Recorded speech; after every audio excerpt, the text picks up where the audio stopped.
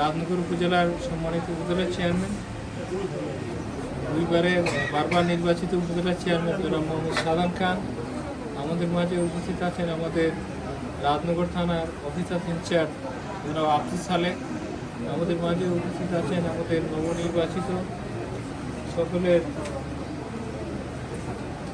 আমার স্নেহাশীল ছোট ভাই আব্দুল কাদির ফৌজি, আমাদের মাঝে আরেকজন মহিলা ভাইস চেয়ারম্যান হিসেবে উপস্থিত আছেন আমাদের জনাব সুমাইয়া সুমি, এবং আমাদের মাঝে আমাদের মুরব্বী সংখ্যা উপস্থিত আছেন, আমাদের পিআইও সাহেব আছে।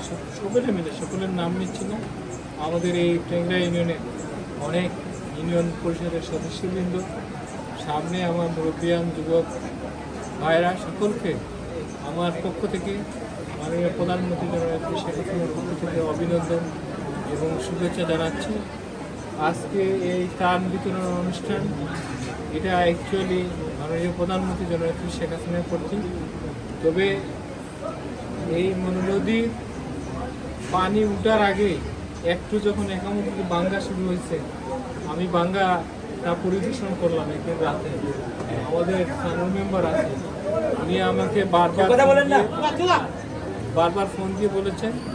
তার পাশাপাশি দেখলাম যে অসহায় আমাদের রাজনগর বা টেংরা ইউনিয়নের বিভিন্ন জায়গায় অনেক হতদরিদ্র মানুষ আছে, তাদের কাছে যদি এক মুঠো চাল দেওয়া যায় তাহলে হয়তো তারা উপকৃত হবে।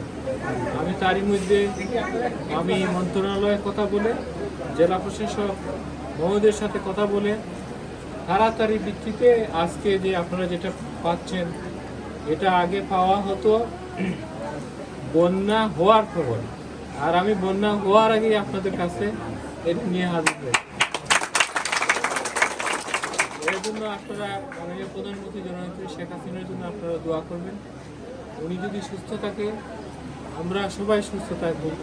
উনি যদি ভালো থাকে, বাংলাদেশ ভালো থাকবে। এটা আপনাদের কাছে আমার আবেদন থাকবে যে আপনারা প্রধানমন্ত্রীর জন্য সবসময় দোয়া করবেন। আর পাশাপাশি জাতির পিতা বঙ্গবন্ধু শেখ মুজিবুর রহমানের জন্য আপনারা দোয়া করবেন। আল্লাহ তাআলা যেন ওনাকে জান্নাতুল ফেরদৌস দান করেন।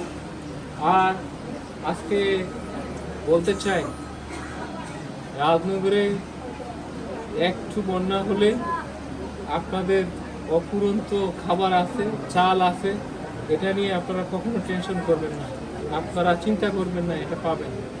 সে আশা প্রত্যাশা রেখে, এবং যেহেতু আপনারা আমাকে ভোট দিয়েছেন মাননীয় প্রধানমন্ত্রীর হাতকে শক্তিশালী করার জন্য, রাজনগরের উন্নয়নকে বেগবান করার জন্য, সেই কাজটুকু যেন আমি করতে পারি, সেটা আপনারা আমার জন্য দোয়া করবেন। সেই আশা প্রত্যাশা রেখে আমি আমার বক্তব্য শেষ করছি।